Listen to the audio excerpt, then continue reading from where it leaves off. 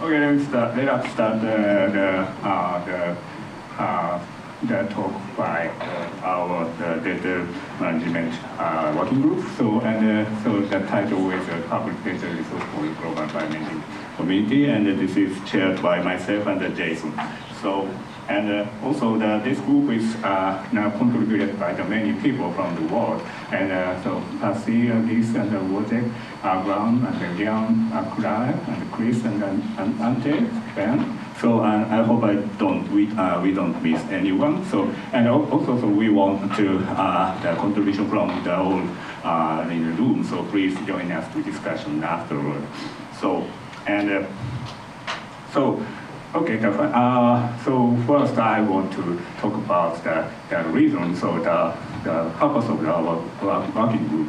So we have several problems to be solved by our working group. The first, the local problem. So the student or the people record the digital data. So they want to open, analyze, read the file. So within our their software tool. So nowadays we have not only just viewing the data, but we want to put into the, for example, the deep learning tool or something like that. So in this is a very important problem. Or so can to colleague other than the people to acquire data to be used the file. So in this case, we have several problems of how we can manage the data.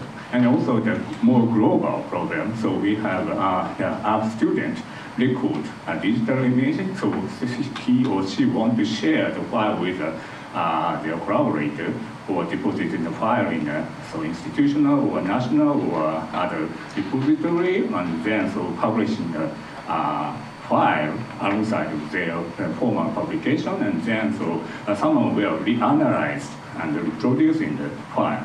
So then so maybe someone will they want to use the file as a benchmark or something like that. And also, so there are many other things related to the data and data management things. So, and so those kind of the problem or issue in between the data management things. So we are working to make some solution or recommendation. So, okay, so maybe. So you've already heard a little bit about what we've been doing in global bioimaging the last few years. We will talk later this afternoon about our work on this international recommendation for data formats and data repositories. Those recommendations are not a blessing of certain file format, et cetera, but really the characteristics and the criteria for global data. That's what that document is about.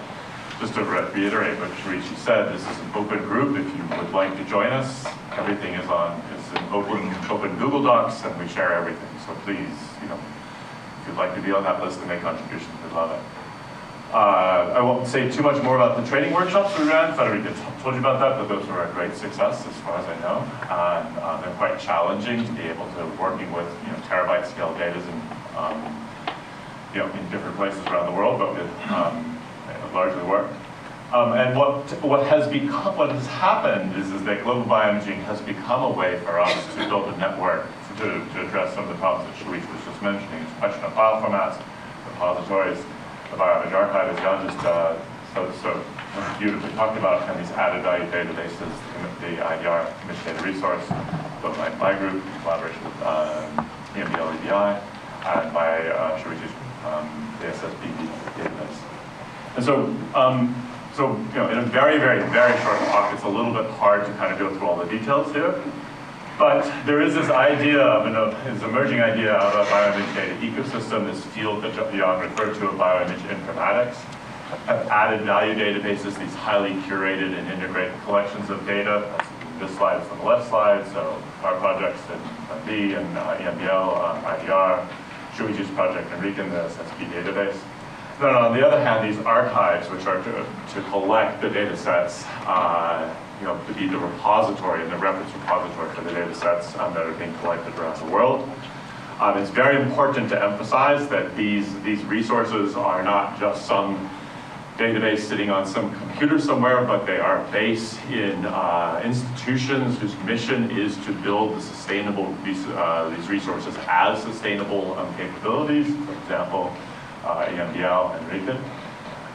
We have a lot of work to do to figure out exactly the various metadata structures that we use in these different resources. That's an ongoing project. Jan mentioned an upcoming meeting in October to do all that. And I would just emphasize the global nature of this work. Okay, so there are people from literally all over the world working together. Shuichi and I spend a lot of time on Slack together, and we're getting pretty good at it. And so there are ways to communicate and ways to work together that are actually quite effective. Now, one thing I want to emphasize, you talked in a little bit of detail, what are we doing about file formats? So many of you will know about open file formats that are available, ONE-TIFF, NIfTY, NERD, in the medical imaging community, DICOM, BITS, and others. And there's lots of them. And they have worked extremely well and been pretty powerful for us. Nothing's perfect, there's lots of problems, but actually they power a lot of what we do. Significant problems, they are plane-based. And what that really turns into is that the detector surface, the detector area is mapped into the data structure, and you're kind of stuck with that, right? That's a big problem. And now this gets very, very technical very quickly. They tend to have a fixed metadata structure. This is exactly what David was just talking about. There's an expression there of the metadata relationships. What if you have a different microscope or a different experiment? How do you deal with that? And quite importantly, they work only on file systems. And so what's a file system? File system is what's on your laptop. The file system is in the computers that most of us has used in our desktops for years. I'll talk more about that. Recently, over the last few years, these block-based structures have developed. Some of you have heard of HDF5, or for example, the BDV format or Big Data Viewer. Lots of these are around. They tend to be proprietary implementations. What I mean by that is I came up with my implementation of HDF5. I have mine, and Shuichi has his, and Zeiss has theirs, and so on, and it's the same old problem. But it does give us arbitrary access, which becomes really important, for example, light sheet imaging, if I want an arbitrary view in these big data cubes. Okay, so that's great. There's lots of technology limitations there. We have some problems with actually using them in a distributed environment. Again, a fixed metadata model and file systems only. And the reason that the file system comes into issue is exactly what Jan was just talking about, is the storage mechanisms that are used in cloud environments are a completely different beast. Basically, high-level messages, everything we have in imaging won't work. It's actually bust. So we need something different. And what the good news is, so the bad news is, that is the bad news. The good news is that there is work in this field that is relevant and can actually deliver what we want. Gives us an opportunity for a more flexible metadata structure and can work, for example, in file systems, but in these so-called object stores that are the basis for the cloud world. There are names there, ZAR, N5, etc. This is a really cool community. So there are, I'll talk more about this in the next, but this is some of the largest organizations in the world and also have a lot of open source developers. What we're doing is coming up with specifications for file formats. There's lots of information here, but first of all, we have block-based access, so we can look at imaging data from many different dimensions. Think about having a 40 terabyte file and wanting just, for example, the trajectories, okay? And if all we can offer the community is, well, you have to download the 40 terabyte file to get the trajectories, that's kind of a problem, right? So these little green bars are basically unique identifiers. They're ways to access subsets of this data. And the pink parts are the so-called flexible metadata. So how are we going to deal with the problem that David outlined of this basically different kinds of models? Jan mentioned that different institutions will have different metadata specs. How are we going to do all that? So obviously the pink boxes there's something there. I'll defer to Shuichi in a second, but we're trying to build these specifications and trying to use the technology that is not only being built in imaging, but also genomics and elsewhere to deal with this kind of problem. Because the problems we're having, as important as they are to us, are actually common in many, many different industries and many different domains. So I will just say one last thing. What you see down in the bottom right-hand list is an international consortium of people who are coming together to try to work on this problem. And again, this is nothing it's all bottom up, I should say. It's not made, no one came together and said, you guys should do this work. We're all running into this problem and working together. And so What I haven't listed was several of the companies that are involved. They include NVIDIA, Unidata, Google, and others are all bringing development efforts in there. So it's actually a pretty cool group. And in the imaging world, it's actually been an awful lot of fun. So how are we going to do the pink stuff? So as going to the flexible metadata issue, so as Jason said, usually so far the metadata is prefixed and it's very difficult to change afterward. That's a problem.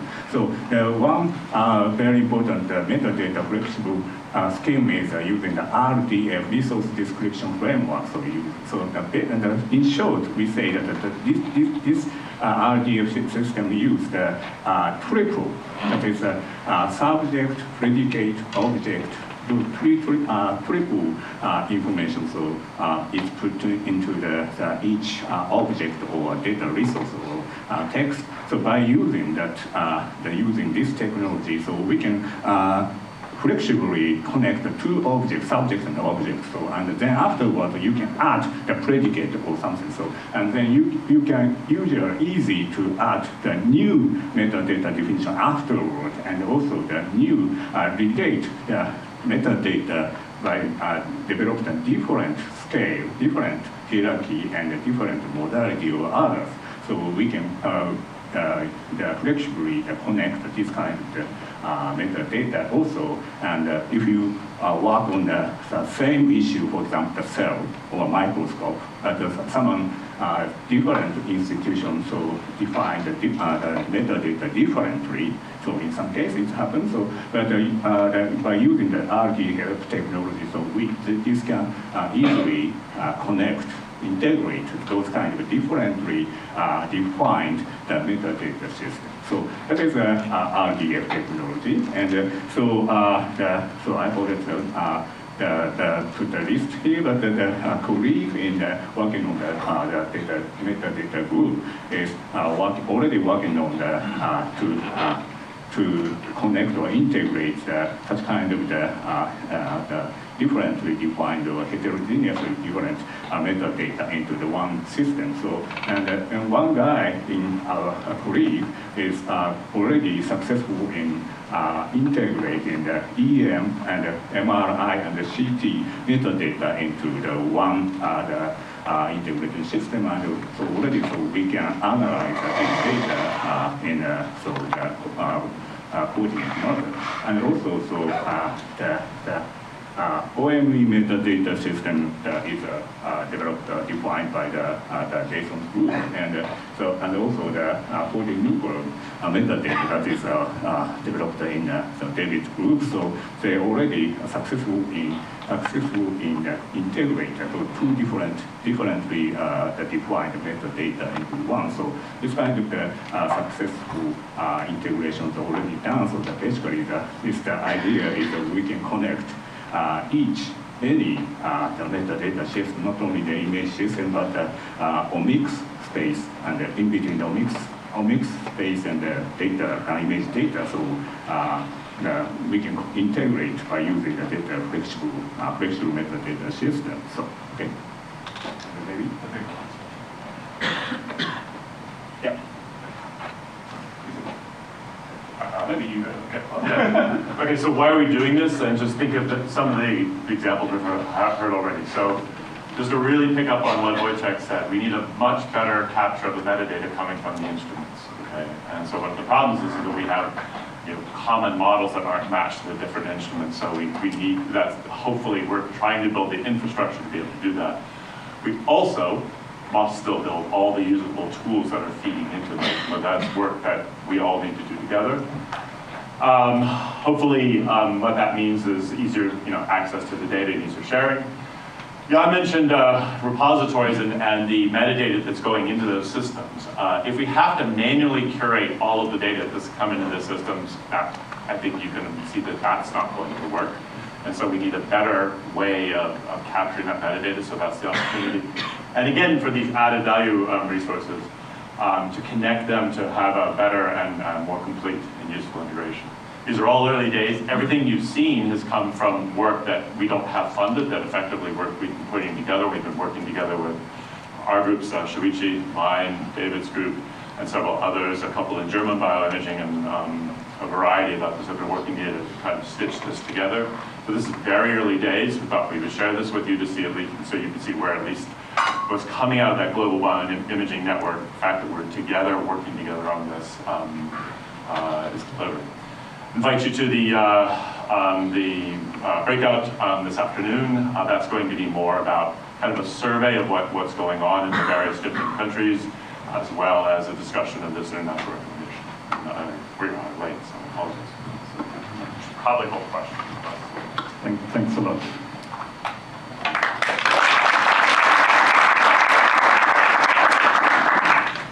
I realize I've done a terrible job chairing the session to keep people on time, so I take full responsibility for that. At the same time, I think data from the beginning of global imaging was one of the key driving forces to bring us all together, so I think it's hopefully been interesting for you to follow the presentations. Maybe one or two last final questions before we switch topics to the next working group. It's one question. How do you triage data? Bad experiment, is going to produce rubbish, and you don't want to swamp your storage solutions with all that. So the question comes up a lot. It's very important as we're building these resources. How do we make sure that the data is high quality? I'll give you an answer, and we can probably, this will be slightly controversial, but to do that, to guarantee quality is not going to work. We won't be able to do that. We'll certainly we'll try to do as well as we can in the curation process, but going back again, and you heard it from Jan's presentation, we're over and over again following the patterns that were developed in the genomics community. It was not the Genome Project that discovered that PDR322 was in the human genome. It was reanalysis by the community that discovered that mistakes were being made in the data, and there had to be a process to refine that. I think we will do as well as we can. I promise you, and I can already tell you, we miss things. I think if you want, I'll show you where we screwed up. And then it's the community that's coming to us and saying, hey, you need to up your game. Another example of this is in the structural biology community. The single particle resources became littered with really terrible and actually proper models, and that drove the community to get together to find a way to improve that. So I suspect that's probably the answer. So it's going to be a journey, and it's going to be messy along the way, which is not maybe the answer you're looking for. Yeah. But this question has been the single hardest question I had to answer also within EMBL to convince my colleagues at the European Bioinformatics Institute in Kingston, which is part of EMBL, to say you are going to get into images, and they say we're going to be flooded by junk. But so far it's actually not the case. So I think it is work to submit data. So people have to make an effort. It's not just dump all of the pictures you've got somewhere on a laptop into the archive.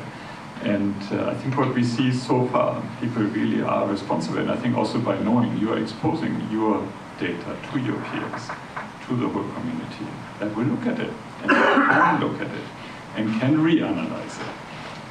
That people, most scientists take that quite seriously. And so I'm actually not so worried about it. And everything Jason said is absolutely true. This self-correction mechanism then really kicks in, that people look at that again and then point out, maybe you've done a mistake in the analysis, maybe you should look at it again. That happens in genomics all the time. Yeah. So that's really, really helpful. Anecdotally in IDR, every submission we get, we're working with submitters, there are mistakes in what they're sending us. We're finding them, we send it back to them, we say, this is what, we see this doesn't make sense. Oh yeah, there was a new student, we screwed up. And that's just the reality. Maybe over time we will end up improving the performance of what we're doing individually. Yeah, exactly.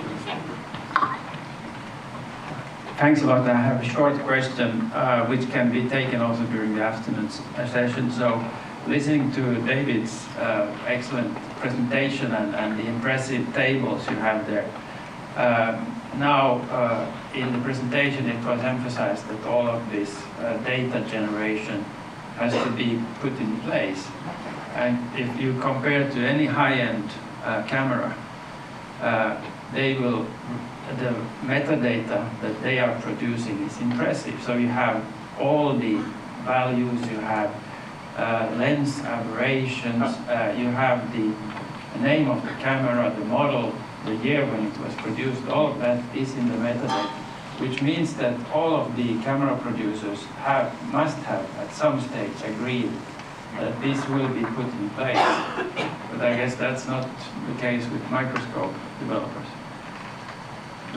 John, there's a long, so I'll just give you my answer. The long version and the short version. The long version is we've been doing this for 20 years and it's been fairly painful. The short version, and here I would actually tip my hat to Zeiss and their colleagues, things are changing. And there's a lot of willingness and knowledge that this is essential. One example. That's why we are using migration. We can set up some data set again, so we can add it something I think we do need to move on in the interest of time, but thanks for the great discussion. Thanks for everybody.